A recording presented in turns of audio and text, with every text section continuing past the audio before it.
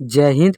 तू हंस तू मुस्कुरा तू रोना कम कर दे, तू हंस तू मुस्कुरा तू रोना कम कर दे, तू जिंदा है तू जिंदगी के नाक में दम कर दे। तो इस बार परीक्षा की नाक में दम कर देना है। इस बार मंजिल और परीक्षा दोनों को ही उसकी औकात दिखा देना है। इसके लिए आपको अच्छी तैयारी करनी होगी। तो आप सभी से निवेदन है कि अगर आप भी चैनल पर नए हैं तो चैनल को सब्सक्राइब कर दीजिएगा, क्योंकि हम रोज़ आपके लिए ऐसे ही वीडियो लाते रहते हैं जिससे आपकी तैयारी और भी ज़बरदस्त हो जाए और आप अच्छे अंक ला सके। इसके लिए हम रोज़ वीडियो लाते रहते हैं। तो चैनल को सब्सक्राइब करके बेल आइकन को प्रेस करके ऑल नोटिफिकेशन को ऑन कर दीजिएगा, ताकि मैं जब भी वीडियो डालूँ सबसे पहले आप तक पहुँचे। तो चैनल को सब्सक्राइब कर दीजिएगा, क्योंकि आप ही का फ़ायदा है, क्योंकि आपकी तैयारी और अच्छी हो जाएगी। आते हैं हम प्रश्न की ओर। इसमें आपको दिख रहा होगा ये 2023 का मॉडल पेपर है और कक्षा 10वीं का मॉडल पेपर है। तो आज मैं आप सभी को कक्षा 10वीं का हिंदी का ऑब्जेक्टिव प्रश्न कराने वाला हूँ। तो हिंदी समझकर भाग नहीं जाइएगा, क्योंकि अच्छे अंक लाना है तो हिंदी को भी पढ़ना पड़ेगा। तो वीडियो को पूरा देखिएगा। तो आप सभी से निवेदन है कि वीडियो को पूरा देखिए। वीडियो को पूरा देखिएगा तभी तो आप अच्छे अंक ला सकते हैं। तो वीडियो को पूरा देखिएगा। पत्थर पर लिखी हुई जली हुई छाया किसकी साखी है? पत्थर पर लिखी हुई जली हुई छाया किसकी साखी है? तो आपको ध्यान में रखना है कि वो मानव की छाया है, मानव की साखी है। पत्थर पर लिखी हुई जली हुई छाया किसकी साखी है? तो मानव की। ये हिंदी का ऑब्जेक्टिव है। तो आप सभी को हिंदी को भी अच्छी तरीके से पढ़ना है। पाठ्य पुस्तक में संकलित जीवानंद दास की कविता हिंदी में अनुवाद किसने किया? पाठ्य पुस्तक संकलित जीवानंद दास की कविता का हिंदी में अनुवाद किसने किया है? तो आपको ध्यान में रखना है कि हिंदी में अनुवाद प्रयाग शुल्क ने किया है। तो ऑप्शन ए आपका राइट आंसर हो जाएगा, प्रयाग शुल्क। पाठ्य पुस्तक संकलित जीवानंद दास की कविता को हिंदी में अनुवाद किया है प्रयाग शुल्क ने। तो आपको ध्यान में रखना है। दिनकर को ज्ञानपीठ पुरस्कार किस रचना से प्राप्त हुआ है? दिनकर को ज्ञानपीठ पुरस्कार किस रचना से प्राप्त हुआ है? तो आपको ध्यान में रखना है कि वह उर्वशी, उर्वशी रचना के लिए उन्हें ज्ञानपीठ का पुरस्कार दिया गया था। तो ऑप्शन बी आपका राइट आंसर हो जाएगा। दिनकर को ज्ञानपीठ पुरस्कार किस रचना के लिए प्राप्त हुआ? तो उर्वशी की रचना के लिए। बढ़ते हम आगे की ओर। कौन सी कृति रसखान की नहीं है? चार ऑप्शन दिया गया, इसमें से कौन सी कृति रसखान की नहीं है? तो आपको ध्यान में रखना है कि ये प्रेम फुलवारी है। प्रेम फुलवारी वो रसखान की कृति नहीं है। तो आपको ध्यान में रखना है। बाकी प्रेम वाटिका हो गया, सुजान रसखान हो गया और अष्टधाम हो गया, ये सभी रसखान की कृति है। तो ध्यान में रखिएगा, इसमें नहीं पूछा गया है। तो प्रेम फुलवारी आपका राइट आंसर ऑप्शन ए हो जाएगा। कुंवर नारायण कवि है, कुंवर नारायण कवि है। इसमें चार ऑप्शन दिया गया, इसमें से किसके कवि है वही पूछा गया है। कुंवर नारायण कवि है तो वह नगर संवेदना के। ऑप्शन बी आपका राइट आंसर हो जाएगा। नगर संवेदना के कवि है कुंवर नारायण। कौन सी कृति अज्ञेय की नहीं है? चार ऑप्शन दिया गया है, इसमें से कौन सी कृति अज्ञेय की नहीं? ऐसे ही प्रश्न आपकी परीक्षा में पूछे जाएंगे, तो आपको घबराना नहीं, अच्छी तैयारी करना है। कौन सी कृति अज्ञेय की नहीं है? चार ऑप्शन दिया गया इसमें से। तो मिलन यामिनी, ऑप्शन डी आपका राइट आंसर हो जाएगा। मिलन यामिनी जो कि अज्ञेय की कृति नहीं है। बाकी बात ये सब हो गया। बाबरा अहेरी, एक बूंद सहसा उछली आंगन के पार द्वार, ये सभी अज्ञेय की कृति है। मिलन यानी अज्ञेय की कृति नहीं है, तो नहीं पूछा गया था। तो ऑप्शन डी आपका राइट आंसर हो जाएगा। पंपाति को उसकी माँ के इलाज के लिए कौन सी शहर ले गया था? पंपाति को उसकी माँ इलाज के लिए कौन से शहर ले गई थी? तो आपको ध्यान में रखना है कि वो मदुरै ले गई थी। मदुरै कहाँ पड़ता है? तो तमिलनाडु में पड़ता है मदुरै। ऑप्शन डी आपका राइट आंसर हो जाएगा। कवि के आदेशों में कौन था? कवि के अंदेशों में, कवि के अंदेशों में कौन था? तो आपको ध्यान में रखना है कि एक जानी दुश्मन। कवि के अंदेशों में कौन था? तो एक जानी दुश्मन। भारत माता शीर्षक परगीत पंथ के किस काव्य संकलन से लिया गया है? भारत माता शीर्षक परगीत पंथ के किस काव्य संकलन से लिया गया है? तो आपका राइट आंसर हो जाएगा गाम्या। ऑप्शन बी आपका राइट आंसर हो जाएगा। भारत माता शीर्षक परगीत पंथ के किस काव्य संकलन से लिया गया है? तो गाम्या। ऑप्शन बी आपका राइट आंसर हो जाएगा। देखिए, आप सभी से निवेदन है कि वीडियो को पूरा देखिएगा। वीडियो को पूरा देखिएगा, हो सकता है इसमें से 4-5 क्वेश्चन परीक्षा में आ जाए। तो वीडियो को पूरा देखिएगा, अगर छोड़ दीजिएगा तो बाद में आप ही पछताइएगा। और आप सभी से निवेदन है कि चैनल पर नए हैं तो चैनल को सब्सक्राइब कर दीजिएगा, क्योंकि रोज़ हम आपके लिए कभी हिंदी का, कभी साइंस का, कभी सोशल साइंस का, कभी मैथ का, कभी संस्कृत का रोज़ वीडियो लाते रहते हैं, जिससे आपकी तैयारी अच्छी हो जाए। तो अच्छी तैयारी के लिए हमारे चैनल को सब्सक्राइब कर देना है। जीवानंद दास किस भाषा के कवि है? जीवानंद दास किस भाषा के कवि है? तो आपका राइट आंसर हो जाएगा बंगला। बंगला भाषा के कवि है जीवानंद दास। तो ऑप्शन सी आपका राइट आंसर हो जाएगा। पाठ्य पुस्तक में संकलित रिलके की कविता किस भाव की है?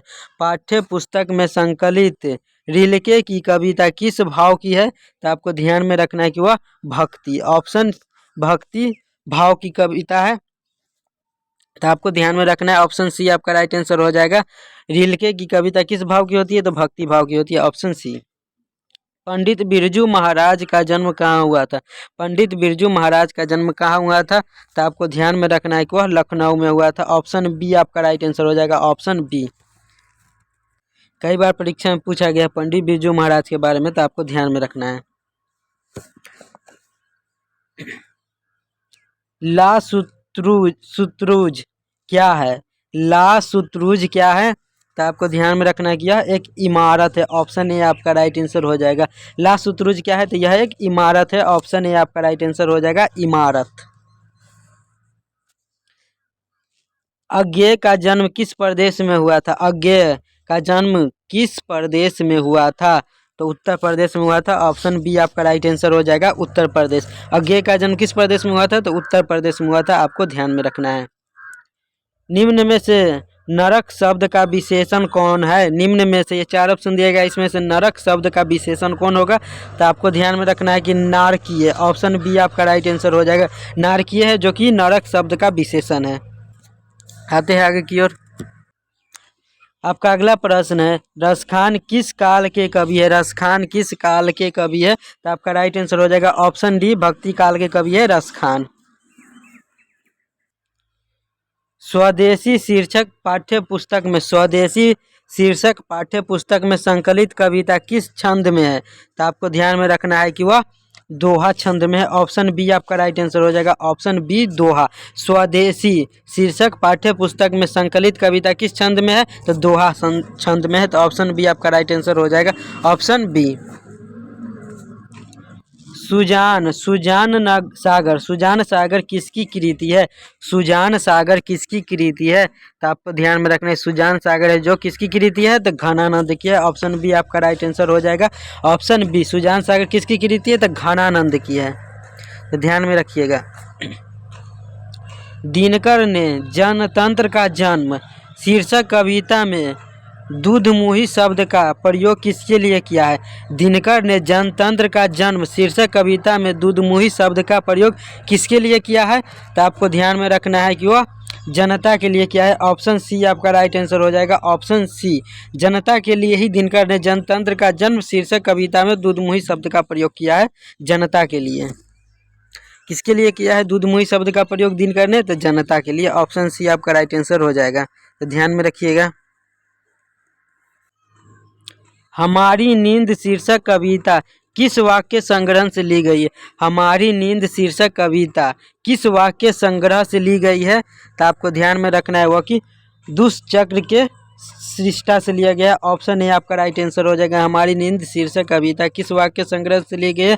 तो दुष्चक्र में सृष्टा। ऑप्शन ए आपका राइट आंसर हो जाएगा। नागरी लिपि शीर्षक पाठ किस पुस्तक से लिया गया है? नागरी लिपि शीर्षक पाठ किस पुस्तक से लिया गया है? तो आपको ध्यान में रखना है, नागरी लिपि शीर्षक पाठ किस पुस्तक से लिया गया है? तो ध्यान में रखिएगा, भारतीय लिपियों की कहानी। ऑप्शन बी आपका राइट आंसर हो जाएगा। नागरी लिपि है जो कि किस शीर्षक पाठ पुस्तक से लिया गया है? तो भारतीय लिपियों की कहानी। ऑप्शन बी आपका राइट आंसर हो जाएगा, ऑप्शन बी।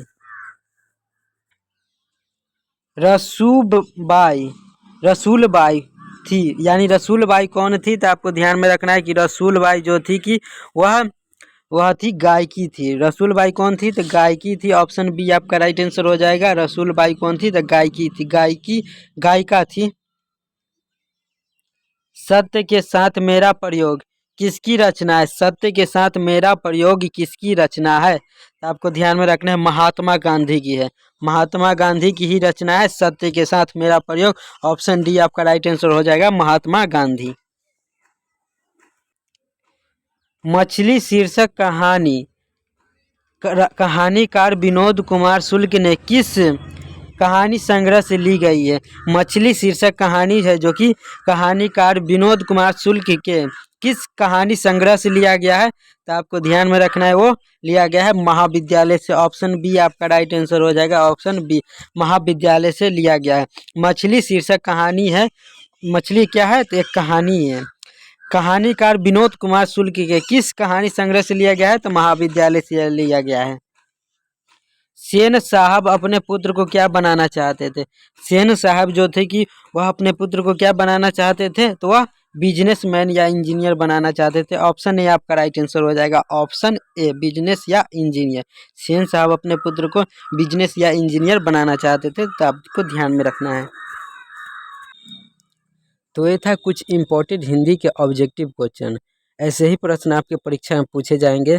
तो आप सभी से निवेदन है कि अगर चैनल पर नए हैं तो चैनल को सब्सक्राइब कर दीजिएगा, क्योंकि हम रोज़ आपकी तैयारी के लिए ऐसे ही छोटी छोटी वीडियो लाते रहते हैं, जिससे आपकी तैयारी और अच्छी हो जाए और आप अच्छे अंक ला सके। इसके लिए हमारे चैनल को सब्सक्राइब कर देना है और वीडियो को लाइक कर देना है। मिलते हैं नेक्स्ट वीडियो में। जय हिंद।